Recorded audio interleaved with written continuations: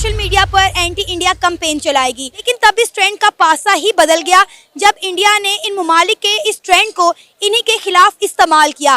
लेकिन जहाँ पे वर्ड्स रॉन्ग विद इंडिया है, ये वाकई रेसिज्म है और इसको बंद होना चाहिए, क्योंकि अंग्रेज या यूरोप या अमेरिका इस वक्त उनको इंडिया एक बहुत बड़ा टारगेट नजर आ रहा है। उन्हें पता है कि भाई अगर इसको हमने टारगेट ना किया तो कल को हमारा नाम लोग भूल जाएंगे।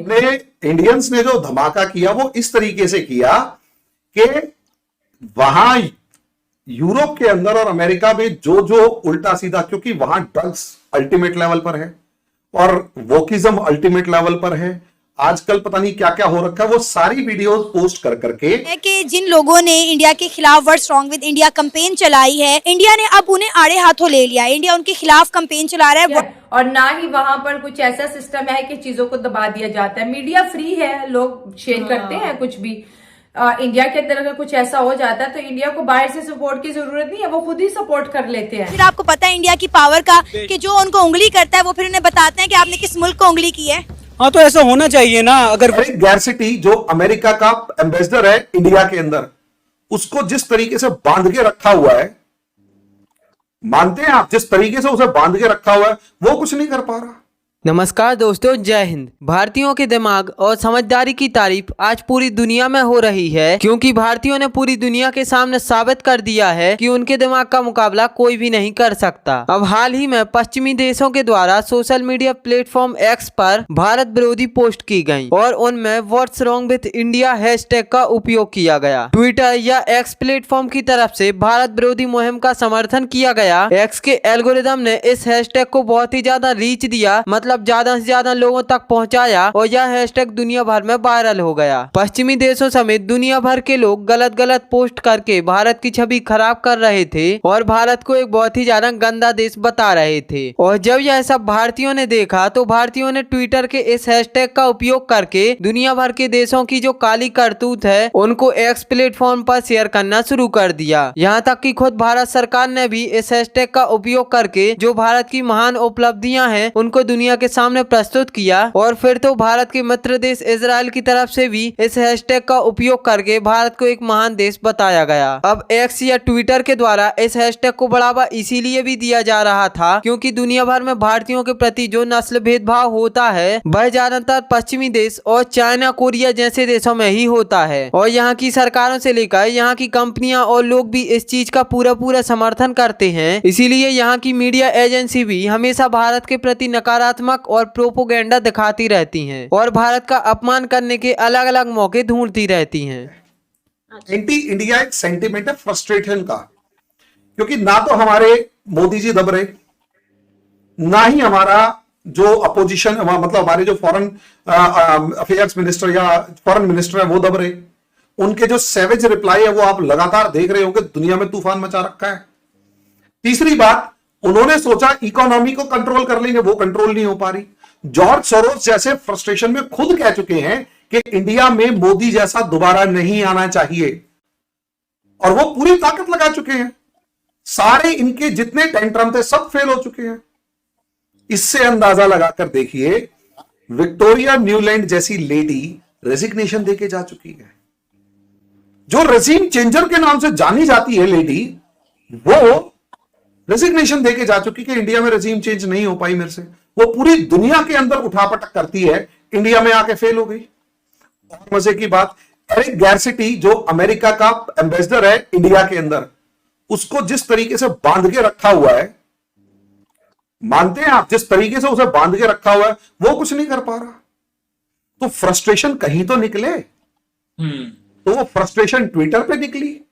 तो उसके बाद आपने ये तो बता दिया कि भाई व्हाट्स रॉन्ग विद इंडिया का जो ट्रेंड चला, ये भी तो देखो। उसके बाद जो इंडियंस ने किया वो भी हमने देखा है, वो भी हमने जो इंडियंस ने किया, जुवेरिया एक्सप्लेन करेंगी आपको कि उन्होंने क्या किया, फिर आपका पॉइंट ऑफ व्यू देंगे। उन्होंने hashtag what's wrong with India उन्होंने लिखा और नीचे उन्होंने लगा दिया कि हमने मून पे लैंडिंग कर ली है, हमारी जीडीपी की इतनी ग्रोथ हो गई है। मतलब उन्होंने उस चीज को उस तरह से यूज किया क्योंकि वो पता है कि एल्गोरिदम में वो चीज फिक्स हो चुकी है कि ये तो ऊपर जाएगा हैशटैग, तो उन्होंने उसको पॉजिटिव कर दिया सारी इंडियन पूरे इंडियन सोशल मीडिया पे जो है ना वो धमाका कर दिया।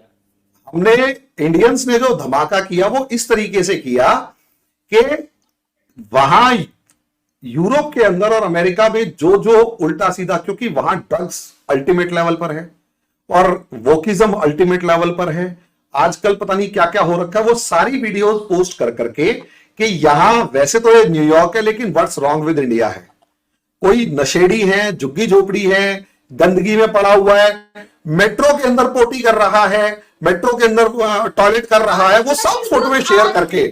यहाँ पर बात यह है कि व्हाट्स रॉन्ग विद इंडिया को इंडियंस ने इस तरह से इस्तेमाल किया कि ऊपर वही ट्रेंड चलाया और नीचे अमेरिका को उसकी असलियत दिखाई।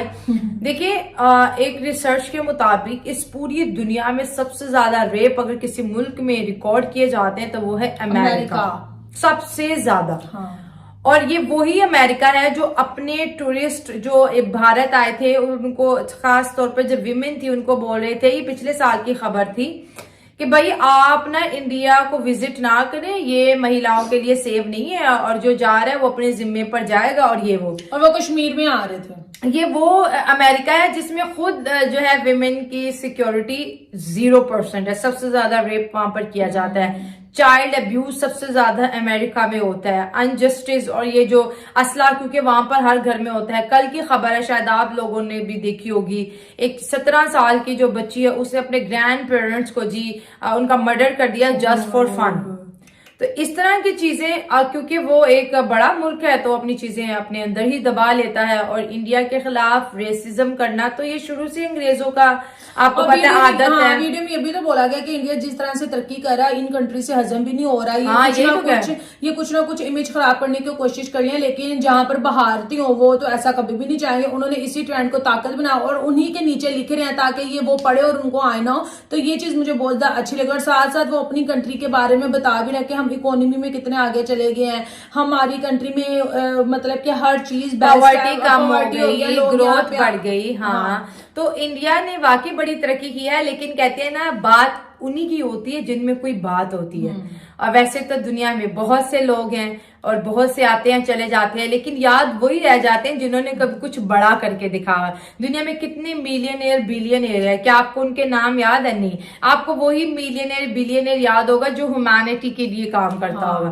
तो ये तो एक खैर ट्रेंड की बात है, लेकिन इंडिया ने उसको जिस तरह से रिवर्स किया है वो बहुत अच्छा है, क्योंकि कोई भी परफेक्ट नहीं होता। इंडिया में मसले हैं, हम भी रोड शो में कहते हैं बहुत से मसले हैं, लेकिन मसलों के साथ साथ उस मुल्क के अंदर काम भी हो रहे हैं। अब वो क्यों नहीं दिखा रहे? आप मसले तो बताते हैं, लेकिन मसले किस मुल्क में नहीं है, मसले किस घर में नहीं है? इतनी बड़ी दुनिया है, हर जगह इतने ज्यादा शहर होते हैं, उसमें इतने ज्यादा लोग होते हैं, तो हर इंसान को तो नहीं बंदा इंसान का बच्चा बना सकता ना, थोड़ा टाइम लगता है उसको बनाने में। 140 करोड़ आवाम का मुल्क है, तो 140 करोड़ पर्सनालिटी वहां एग्जिस्ट करती है। अब हर पर्सनालिटी को अगर मोदी साहब खुश कर देंगे तो ये सबसे बड़ा झूठ है, ठीक है। और ना ही वहां पर कुछ ऐसा सिस्टम है कि चीजों को दबा दिया जाता है। मीडिया फ्री है, लोग शेयर करते हैं कुछ भी।